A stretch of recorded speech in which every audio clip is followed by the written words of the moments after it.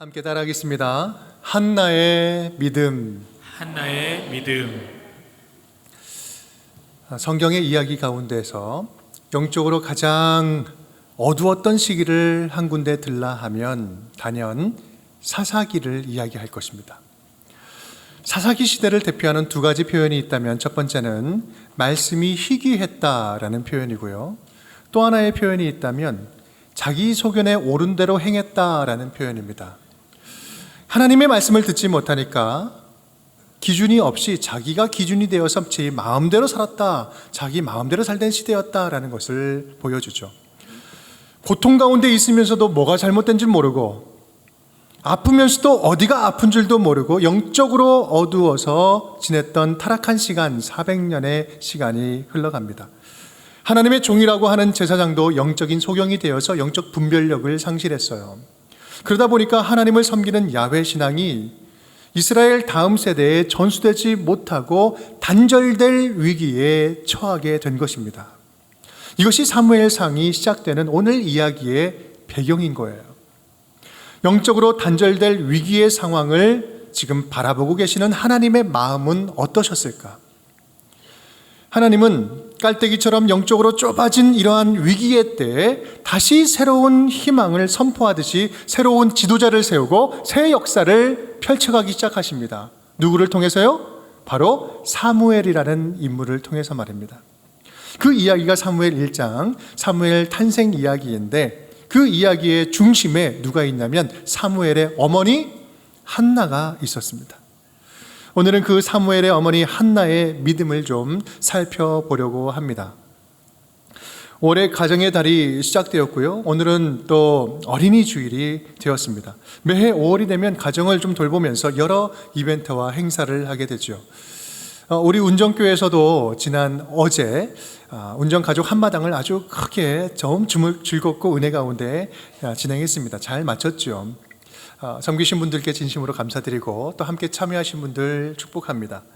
그런데요, 이런 행사도 중요하지만 우리 어린이 주일을 맞이하면서 우리가 근본적으로 다시 점검해야 할 점이 있다면 그것은 우리는 지금 믿음의 앞선 세대로서 다음 세대에게 어떤 믿음을 유산으로 남겨줄 것인가? 어떤 믿음을 유산으로 남겨줄 것인가? 어떤 믿음을 우리 아이들에게 전수하고 남겨줘야 할 것인가? 이 문제 아니겠습니까? 오늘 영적으로 새로운 시대를 잉태한 한나의 믿음을 살펴보면서 우리가 분명히 지켜야 할, 든든히 지켜야 할 믿음의 모습, 그리고 또한 반드시 남겨줘야 할 믿음의 유산을 함께 생각하면서 다시 한번 우리의 신앙을 점검할 수 있는 시간이 되었으면 좋겠습니다. 사무엘을 통한 이스라엘 새 역사의 시작은 한나의 이야기로 시작합니다. 우리 5절 말씀 우리 함께 읽어볼까요? 한나에게는 갑절을 주니 이는 그를 사랑함이라. 그러나 여호와께서 그에게 임신하지 못하게 하시니. 이 한나의 이야기 첫 시작은 한나의 불행한 이야기로 시작합니다. 5절 말씀은 여호와께서 그에게 임신하지 못하게 하셨다라고 이야기를 합니다. 임신하지 못하는 것은 이건 한나에게는 치명적인 불행이었는데 지금 그 사건이 하나님께서 하신 일이다라고 강조를 하고 있는 거예요. 뭔가 하나님의 강한 의도가 있어 보입니다. 그 의도 안에 지금 본문을 이해할 수 있는 해석의 키가 있는 것 같아요. 그렇다면 어떤 의도로 어떤 메시지를 지금 이 불임이라는 상황에 담고 계시는 것일까? 어떤 메시지가 있는 것일까? 한나의 입장에서 볼 때 불임 자체만으로도 수치와 고통스러운 일인데 남편의 또 다른 아내 브린나, 대적자 브린나로 하여금 멸시를 당합니다. 몸도 상하고 마음도 상해요. 괴로운 거예요. 하루하루 버티기 힘들고 매일매일 눈물로 살아갑니다. 이러한 상황 속에서 한나가 보여주는 믿음은 과연 어떤 믿음이었을까? 우리 함께 첫 번째입니다. 함께 따라할까요? 간절한 믿음이었습니다. 간절한 믿음이었습니다. 우리 10절 말씀 함께 읽겠습니다. 한나가 마음이 괴로워서 여호와께 기도하고 통곡하면서 기도하죠. 마음이 괴로워서 하나님께 통곡합니다. 불임이라는 사실에 애통해하고 멸시천대에 고통스러워합니다. 우리는 먼저 이 한나의 애통함을 이해하는 것부터 시작을 해야 합니다. 임신을 못하는 불임 자체만 보면 이거는 개인적인 고통으로 보기 쉽지만 지금 이 사사기 시대를 하나님의 역사의 관점으로 볼 때 이 불임은요, 시대적인 영적인 불임, 영적인 다음 세대가 끊겨질 단절의 위기를 의미하고 있는 것입니다. 다음 세대 믿음의 세대가 끊겨질 위기가 있는 거예요. 그래서 하나님께서는 한나의 수치와 불임의 고통을 통해서 영적인 세대가 단절되는 당신의 아픔과 고통을 드러내고 계신 것이었어요. 그렇습니다. 한나의 고통은 곧 하나님의 고통이었고, 한나의 애통은 다음 세대를 잃어버린 하나님의 애통함이었습니다. 그래서 어쩌면 한나의 불임은 계획된 불임이었고, 하나님이 한나의 믿음, 한나의 기도를 통해서 일하시려고 믿고 맡기신 한정적인 불행이었다라는 사실이에요.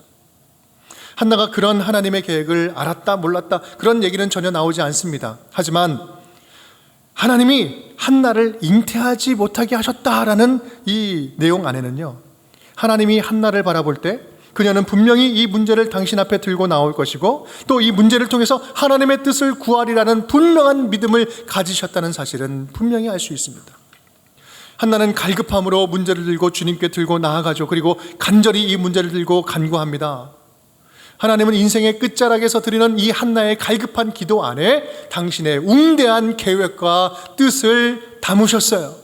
한나의 기도로 아들을 허락해 주시고 그 아들을 통해서 하나님 나라의 새 역사를 이루어 가시는 것이었죠. 사랑하는 여러분, 오늘 한나의 이 불임과 간절한 기도를 보면서 저와 여러분의 그 신앙을 다시 한번 좀 되돌아보고 점검해 보았으면 좋겠습니다. 우리들의 믿음은 얼마나 하나님의 뜻을 이 땅에 이루게 하는 믿음인가? 우리들의 기도는 얼마나 하나님의 뜻을 이 땅에 잉태케 하는 기도를 드리고 있는가? 지금 나에게 찾아온 이 고통과 불행, 말 못할 시련이 하나님도 포기한 저주가 아니라 그것을 통해서 내가 알지 못하는 새 일을 행하시리라는 그런 기대를 가지고 간절하게 기도하고 있는가? 그런 문제 앞에서 나는 얼마나 간절함과 갈급함을 가지고 주님께 이 문제를 들고 나아가서 토로하고 있는가, 기도하고 있는가? 언제부턴가 우리들의 신앙에 좀 갈급함이 사라진 건 아닌가라는 생각을 좀 하게 됩니다. 저도 그런 것 같아요. 말씀을 준비하면서 저 자신을 한번 쭉 되돌아보는데 문득 제가 부목사 때 지금으로서는 좀 낯선 저의 모습이 생각나더라고요. 제가 부목사일 때 한 2년 정도 수요일 밤만 되면 아무리 바빠도 친구 목사님들과 함께 청계산으로 산기도를 갔습니다. 한 11시에 가서 한 3시에 돌아왔는데 당시에 제가 무슨 기도를 했는지 전혀 기억나진 않습니다. 근데 분명한 것은 정말로 간절했고 또 주님의 그 간절함, 주님의 간절함을 가까이 느끼는 시간이었습니다. 여러분, 산기도 가야지만 뭐 기도할 수 있는 거 아니지 않습니까? 하지만 나의 갈급함과 하나님의 간절함이 만나는 그런 친밀한 경험은 하나님의 감정을 느끼면서, 하나님의 마음을 느끼면서 마음에 품고 기도하는 소중한 영적인 훈련이 되었습니다. 그때 생각이 나면서 첫사랑의 이 영적 야성을 다시 회복해야 되겠다라는 생각과 다짐을 해보게 되었습니다. 여러분, 우리가 다음 세대에게 자랑스럽게 믿음의 유산으로 남겨줘야 할 믿음이 이러한 간절함이 살아있는 믿음 아니겠습니까?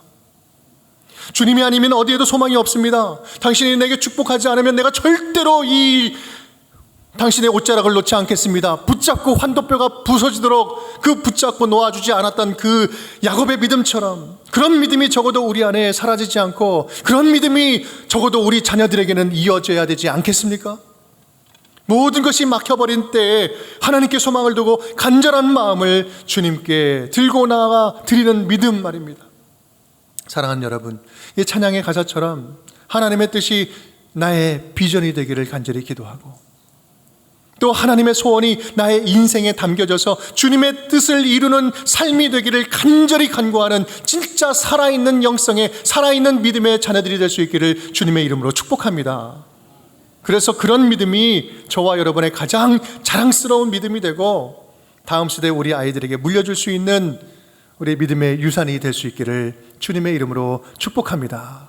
바로 이것이 첫 번째 유산, 남겨줘야 할 믿음의 유산, 간절한 믿음의 유산입니다. 우리 두 번째입니다. 우리 함께 따라하겠습니다. 성실한 믿음이었습니다. 성실한 믿음이었습니다. 어쩌면 성실한 믿음은 간절한 믿음보다 더 근본적인 특징이라 할 수 있습니다. 하나는 애통한 이 문제를 다른 곳이 아닌 누구에게 들고 나갔어요? 하나님께 들고 나가죠. 11절 12절 우리 함께 읽어보겠습니다. 서원하여 이르되 만군의 여호와여, 만일 주의 여종의 고통을 돌보시고 나를 기억하사 주의 여종을 잊지 아니하시고 주의 여종에게 아들을 주시면 내가 그의 평생에 그를 여호와께 드리고 삭도를 그의 머리에 대지 아니하겠나이다. 그가 여호와 앞에 오래 기도하는 동안에 엘리가 그의 입을 주목한즉. 11절 말씀 보면 그 한나가 하나님께 서원하여 이르되, 서원한다, 약속하는 거죠. 드리기를 약속하는 겁니다. 또한 12절 말씀 보면 그가 여호와 앞에 오래 기도하는 동안에 오랫동안 기도한다고 말해요. 여러분, 이것은 단순히 자기에게 갑자기 큰 일이 생겨서 하나님을 급하게 찾아온 모습이 아니에요. 이런 모습은요, 이전부터 한나는 하나님과 아주 친밀한 관계였음을 보여주는 말입니다. 큰 일이든지 작은 일이든지 모든 삶의 해법을 어디서 찾고 있어요? 하나님 앞에서 찾고 있습니다. 매일 드리는 예배의 자리, 매일 만나는 기도의 자리에서 이 인생의 문제의 해결점을 찾고 있는 거예요. 어떤 위기가 와도 그 위기가 크든지 작든지 상관없이 그 위기를 얼마든지 올려놓을 성실한 신앙이라는 영적인 테이블이 그에게 있었던 것입니다. 한나는 임신하지 못하는 여인으로서 수치스럽고 또 조롱과 멸시를 당하고 하나님으로부터는 버림받은 그런 절망이 오는 그런 상황 속에서도 기도의 자리는 놓치지 않았어요. 사무엘 1장에서 소개하고 있는 한나 부부는 영적인 암흑시대에 가로등처럼 빛나는 빛의 자녀들이었습니다. 사사시대에 다른 사람들은 주님을 무시하고 자기 소견에 오른 대로 자기 기준이 되어서 마음껏 살아갔을지라도 그 동시대를 살아갔던 그들은 예배가 삶의 중심이었고 기도가 호흡처럼 여겨지는 그런 기도를 호흡처럼 여기면서 살아갔던 것입니다. 그래서 그들에게는 흔들리지 않는 습관이 있었어요. 흔들리지 않는 영적인 습관이 있었다는 거죠. 어떤 상황에도 타협하지 않는 예배 습관이 있었고, 말씀 듣는 일에 우선순위를 두는 습관이 있었고, 기도 제목이 있던 없던 크던 작던 기도하는 습관이 있었습니다. 그런 영적인 습관이 있었기 때문에 영적으로 어두웠던 엘리 제사장의 그 말을 듣고도 하나님의 음성을 그 안에서 들을 수가 있었습니다. 여기 18절 말씀 함께 읽어볼까요? 이르되 당신의 여종이 당신께 은혜 입기를 원하나이다 하고 가서 먹고 얼굴에 다시는 근심빛이 없더라. 아멘. 그 음성을 듣고 다시는 얼굴빛에 근심이 없었다라는 거예요. 평안이 찾아온 거죠. 여러분, 한나에게 진정한 기도의 응답이 있다면 무엇이 진정한 기도의 응답이었을까? 아들이 아니라 평안이 진정한 기도의 응답이었어요. 아들을 주시지 않는다 할지라도 한나는 이미 기도의 응답을 받았고 평안을 누리기 시작합니다. 이미 받은 평안이라는 그 응답 이후에 주신 아들은 덤으로 주신 축복 아닙니까? 그런즉 너희는 먼저 그의 나라와 그의 의를 구하라. 그리하면 이 모든 것을 너희에게 더하여 주시리라. 더하시리라. 우리가 간구하는 것은 하나님의 뜻이 먼저 성취되는 기도 온전히 드려진다면 더하여 주시는 축복으로 주는 거 아니겠습니까? 그리고 그들은 아들을 주신 기도의 응답과 상관없이 하던 대로 계속해서 예배를 드립니다. 우리 21절 함께 읽어볼까요? 그 사람 엘가나와 그의 온 집이 여호와께 매년제와 소원제를 드리러 올라갈 때, 여러분 지금 바로 이 앞절 20절에는 사무엘을 얻는 기도의 응답을 받습니다. 바로 그 다음 절이 이거예요. 여러분, 기도의 응답받는 여부가, 기도를 응답받았다 안 받았다 그 여부가 여러분의 신앙생활을 좌우해서는 안 됩니다. 하나님께서 기도 응답해 주셨네. 그러니 믿음이 좋고 내가 더 헌신하고 더 헌금 많이 하고 뭐 이렇게 하는 거, 하나님이 응답 안 해주시니 내가 시험에 빠지고 넘어지는 거, 여러분 이것이 지금 당연한 것일까요? 사랑하는 여러분, 우리 하나님은 인격적인 분이십니다. 그런데 우리는 하나님의 능력은 인정하면서 하나님의 인격은 무시하는 경우들이 참 많이 있는 것 같아요. 하나님의 능력은 믿습니다. 그러니까 위기가 찾아오면 누구 찾아요? 하나님 찾죠. 그리고 도와달라고 뗐습니다. 할 수 있는 것 다 해요. 100일 작정 기도도 하고 금식 기도도 하고 산에 올라가서 죽기 살기로 소나무 뽑힐 때까지 전투적으로 기도합니다. 여러분 좋습니다. 괜찮아요. 충분히 그럴 수 있습니다. 그런데 문제는 평상시에는 전혀 하나님과 상관없이 살고 하나님과 대화하지도 않고 만나지도 않고 성령께서 음성 들려주시면 그 음성을 반응하는 게 아니라 전혀 들은 척도 안 하고 무시하다가 갑자기 상황이 아쉬워지니까 갑자기 원하는 응답 받으려고 친한 척 하는 거예요. 여러분, 그럴 수 있어요. 그렇게 친한 척 하면서 올 수 있습니다. 우리 하나님은 그대로 그런 모습 다 알고 그대로 받아주실 거예요. 그런데 여러분, 문제는 뭡니까? 기도의 습관이 없으니까, 기도의 맥락이 없으니까요, 어떻게 기도해야 되는지를 모르는 거예요. 그리고 내가 원하는 걸 막 쏟아놓으면서 기도하는데 주님께서 뭐라고 대답하시는지 들을 수가 없는 거예요. 분명히 하나님께서 그거에 대해서 하나님의 방식대로 하나님이 말씀해 주시는데 듣지를 못해요. 답답한 거죠. 아무리 울며 불며 소원을 아래도 주님의 음성을 분간하지 못합니다. 안 들어주신다고. 그러니 안 들어주시는 것 같죠. 그러니 섭섭한 거예요. 그런 시험 들어요. 나중에 어떻게 이야기합니까? 하나님 안 계신다. 하나님 내 기도 안 들어주신다, 안 계신다라고 이야기를 해요. 여러분, 제발 우리 이런 거 하지 맙시다. 제발 이런 거 우리 하지 맙시다. 기도의 응답은요, 하나님과의 성실한 관계가 살아있는 자에게 들리고 임합니다. 다시 한번 말씀드릴까요? 기도의 응답은 하나님과의 성실한 관계가 살아있는 자에게 선명하게 들리고 선명하게 임한다는 말씀이에요. 하나님과의 꾸준한 관계 속에 있는 분들은요, 아주 작고 사소한 일 속에서 주님의 음성을 들어요. 여러분, 나에게는 기도의 응답이 없다고 생각하시는 분들 계시면 기도 응답이 없는 것이 아니라 하나님과의 관계가 없지는 않은지 다시 한번 우리의 믿음을 점검해 볼 수 있기를 간절히 바랍니다. 왜냐하면 우리의 영적인 귀와 눈은 하나님과의 친밀함 가운데 열리기 때문에 그렇습니다. 그런데요, 우리는 점점 갈수록 이러한 친밀한 믿음을 추구하기보다 효율적인 믿음을 추구하는 것 같아요. 효율적인 믿음. 효율적인 신앙 들어보셨습니까? 최소 투자, 최대 효과. 이게 효율 아닙니까? 최소로 투자해서 최대 효과를 이끌어내는 신앙을 말합니다. 쉽게 말하면 이런 거죠. 최소한의 신앙 행위로 최대한의 영적인 은혜를 경험한다, 끌어낸다. 누구로부터? 하나님으로부터. 최소한의 기도로 원하는 기도 응답 딱 하나 기도해서 하나 얻어. 와, 이거 대단한 믿음이다. 이 효율적인 믿음이에요. 용하다는 은사자들 잘 열심히 찾아다녀서 단박에 영적인 문제 한 번에 해결받고 한 번에 치유받고 거기에 열이 쏠려다니는 것. 최소한의 신앙 행위로 최대의 영적인 만족을 누린다. 이것이 성공적인 신앙이다. 여러분, 그렇게 생각하십니까? 여러분, 이런 효율을 생각한다면 한 예를 들어서 이 아침에, 주일 아침에 교회 나와서 예배하는 것처럼 비효율적인 것이 어디 있어요? 아니, 앉은 자리에서 누운 자리에서 휴대폰만 딱 켜면 우리 예배 드릴 수 있는 거 아닙니까? 그래도 상관없다고 이야기하고요. 효율 생각하면 교회를 왜 와요? 그냥 알아서 드리는 거지. 또 그렇게 생활하다 보니까 교회에 못 갈 핑계거리는 왜 이렇게 자꾸 생기는지. 여러분, 이런 효율을 생각하면요, 한 사람 구원받게 하려고 사랑으로 섬기고 전도하고 기도하는 것처럼 비효율적인 것이 어디 있겠습니까? 한 사람을 섬기기 위해서 나의 시간을 투자하고 나의 물질을 투자하고 내가 마음을 다 써가면서 돕고 섬기는 그 일들, 섬기는 사역들, 여러분, 얼마나 이것처럼 비효율적인 것이 어디 있어요? 그런데 여러분, 이러한 효율을 추구하는 신앙이 무서운 이유가 뭔지 아십니까? 무서운 이유가 뭔지 아세요? 놀라운 속도로 우리가 여기에 익숙해진다는 사실이에요. 그리고 순식간에 영적인 감각이 마비된다는 사실이에요. 여러분, 저와 여러분의 신앙이 이 세속적인 효율의 논리에 빠지지 않기를 간절히 바랍니다.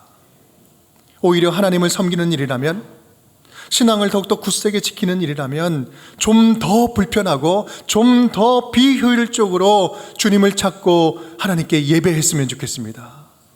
불편을 감수하더라도 좀 더 비효율 속에서 하나님과의 깊은 친밀함을 누릴 수 있었으면 좋겠어요. 비효율적으로 하나님을 더 만났으면 좋겠습니다. 좀 더 비효율적으로 교회를 섬겼으면 좋겠어요.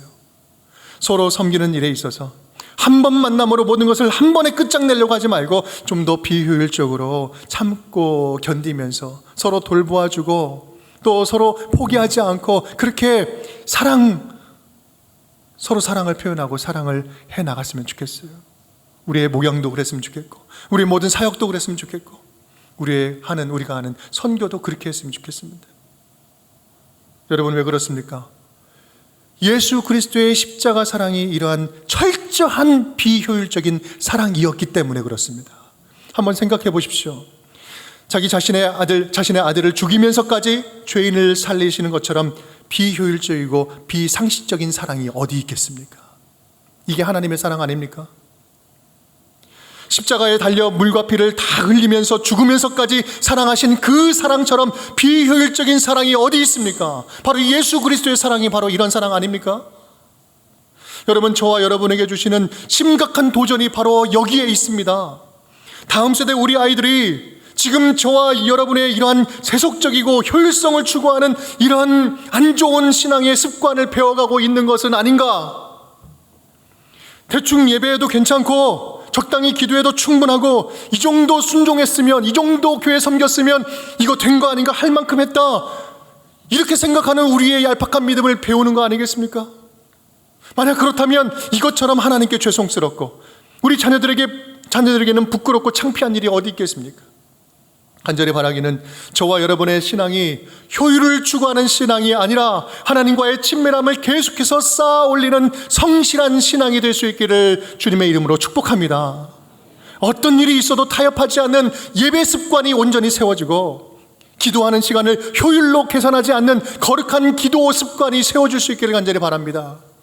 그래서 우리 다음 세대 자녀들에게 거룩한 습관을 자랑스럽게 유산으로 남겨줄 수 있는 믿음의 선배들, 믿음의 부모들, 믿음의 할머니, 믿음의 할아버지, 믿음의 선배들이 다 될 수 있기를 주님의 이름으로 축원드립니다.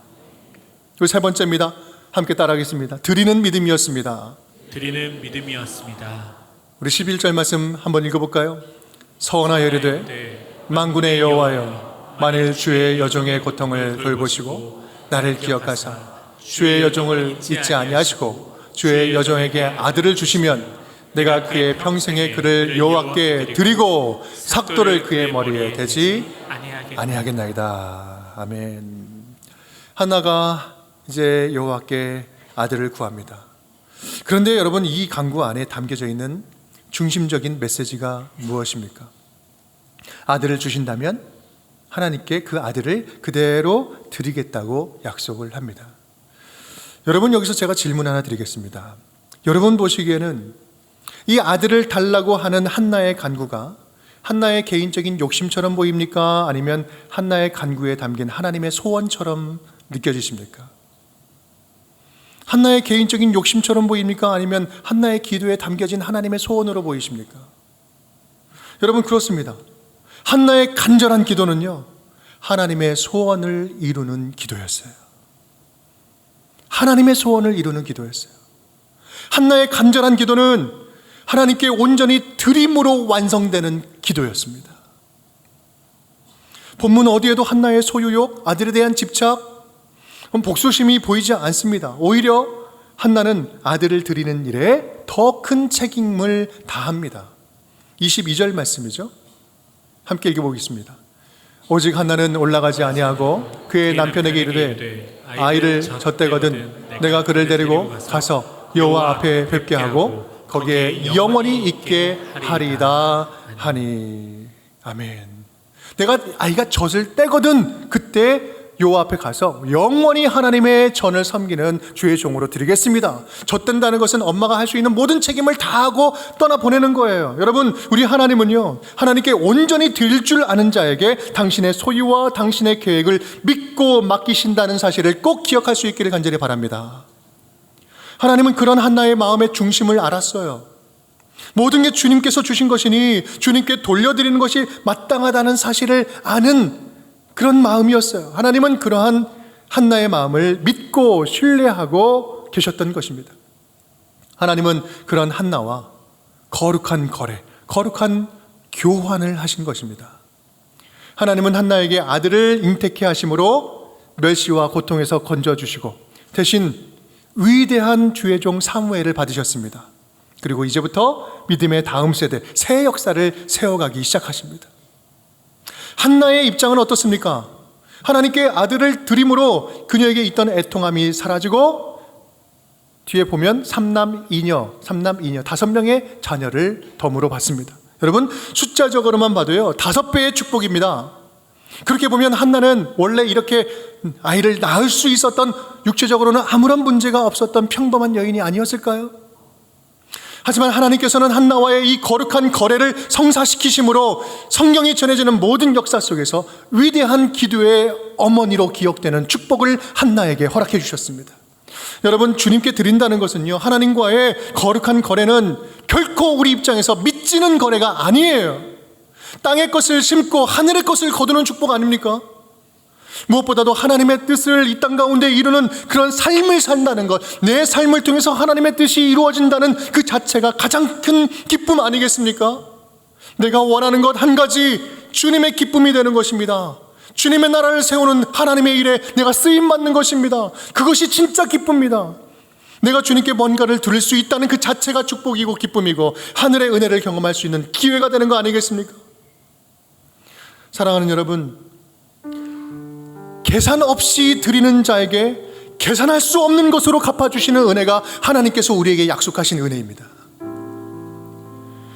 우리의 믿음을 남김없이 드리고 기적과 같은 하늘의 은혜를 누리면서 이 땅에서 천국을 살아가는 저와 여러분이 될 수 있기를 간절히 바랍니다. 오늘 한나처럼 저와 여러분의 지금 우리가 살아가고 있는 삶의 간절한 이야기, 너무나 고통 가운데 있지만 갈급한 이야기, 그 이야기가 하나님과의 거룩한 교환이 일어나는, 하나님의 능력이 임하는 통로가 될 수 있기를 간절히 소망합니다. 그래서 지금 우리 안에 있는 연약함과 결핍, 수치스러움, 이것이 결코 좌절과 절망으로 끝나지 않았으면 좋겠어요. 오히려 지금 있는 모습 그대로 주님께 온전히 다 드림으로 승리하는 그 믿음의 비결과 믿음의 법을 배울 수 있기를 간절히 바랍니다. 그래서 우리에게 지혜가 부족하다면 우리의 건강을 기쁨으로 주님께 드리고, 나에게 건강이 부족하다면 감사함으로 나의 이 지금 가지고 있는 경험을 주님께 드리고, 나에게 물질이 부족하다면 내게 있는 시간을 주님께 아낌없이 드리고, 경험이 부족하다면 내 안에 있는 끓어오르는 열정을 주님께 올려드리고, 시간이 부족하다면 지금 내게 허락하신 나의 물질과 나의 열정, 건강을 주님께 올려드림으로, 기꺼이 주님께 드림으로 하나님께서 당신의 나라 세우는 일을 가까이서 몸으로 경험할 수 있는 그런 축복을 누릴 수 있기를 간절히 바랍니다. 그렇게 우리의 믿음의 모든 자녀들이 세상의 효율적인 원리가 아니라 나누면 나눌수록, 더 드리면 드릴수록 더 풍성해지는 하늘의 원리를 유산으로 받고, 또 그 믿음을 유산으로 자녀들에게 남겨줄 수 있는 우리 운정의 모든 가족 식구들이 될 수 있기를 주님의 이름으로 축복합니다.